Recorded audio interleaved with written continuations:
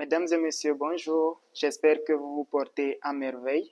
Nous nous retrouvons une fois de plus avec le groupe SS Salut Santé pour partager ensemble un thème sur la santé. Le thème de ce matin, c'est l'alcoolisme, qui est une addiction caractérisée par une consommation excessive, répétée et incontrôlée de boissons alcoolisées plus ou moins fortes. Il existe des critères internationaux connus sous le nom de critères de Goodman qui nous permettent de définir ou de diagnostiquer une personne alcoolique. Ces critères sont au nombre de 11 et nous allons tous ensemble les parcourir. Le premier critère, c'est un besoin impérieux et irrépressible de consommer les boissons alcoolisées. Le deuxième critère, c'est la consommation de boissons alcoolisées dans des situations à risque, comme par exemple durant une conduite automobile. Le troisième critère, c'est une consommation continue malgré la connaissance que la personne a sur les conséquences de cette substance. Le quatrième critère, c'est l'impossibilité ou l'incapacité de la personne à pouvoir réduire sa consommation de boissons alcoolisées. Le cinquième critère, la consommation en quantité de plus en plus importante sur de longues périodes. Le sixième critère, le temps que la personne consacre à la recherche et à la consommation de boissons alcoolisées devient de plus en plus important.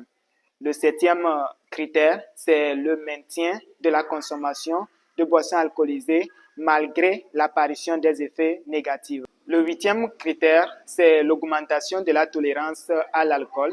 Le neuvième critère, c'est l'apparition du syndrome d'abstinence ou de sevrage quand la personne n'arrive pas à avoir sa dose d'alcool, qui se manifeste généralement par la sudoration, des pertes de connaissance et peut conduire même à la dépression. Le dixième critère, c'est l'impossibilité ou l'incapacité de la personne à pouvoir remplir ses obligations familiales, sociales et laborales. Et le onzième critère, qui est notre dernier critère de Goodman, c'est la diminution du temps que la personne consacre pour les activités de loisirs. Mesdames et messieurs, il est à savoir qu'une personne est dite alcoolique lorsque cette dernière maintient une consommation d'alcool sur une période allant de 6 à 12 mois et tout en répondant à au moins 2 des critères de Goodman. L'alcoolisme a des conséquences désastreuses pour le consommateur, pour sa famille et pour la société. Il existe un lien étroit entre la consommation d'alcool et l'apparition de nombreux cancers comme le cancer du foie, le cancer de la bouche, le cancer du larynx, le cancer des poumons. La consommation d'alcool augmente également le risque de développer des maladies cardiovasculaires comme l'insuffisance cardiaque, les myocardiopathies alcooliques, l'insuffisance vasculaire périphérique, l'hypertension artérielle. Des études ont également montré un lien entre la consommation d'alcool et la diminution de notre système de défense, c'est-à-dire notre système immune.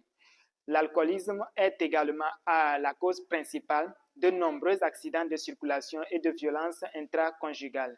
L'alcool affecte sévèrement le système nerveux central et peut conduire à des troubles mentaux, à la dépression, à la folie. L'alcool tue. Mesdames et messieurs, une fois qu'une personne est diagnostiquée alcoolique, il existe un moyen pour s'en sortir, il existe un traitement. Et tout commence par une prise de décision, une prise de conscience. Il faut que cette personne décide de pouvoir sortir de cette situation, de guérir de cette maladie. Et également, le soutien de son entourage est très important pour pouvoir l'aider à guérir de cela.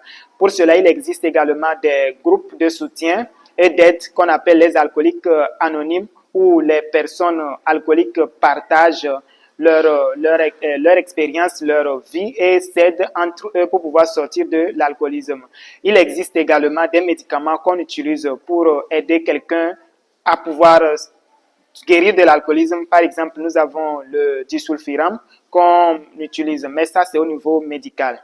Merci de commenter, de liker et surtout de partager. Portez-vous bien et que Dieu vous bénisse.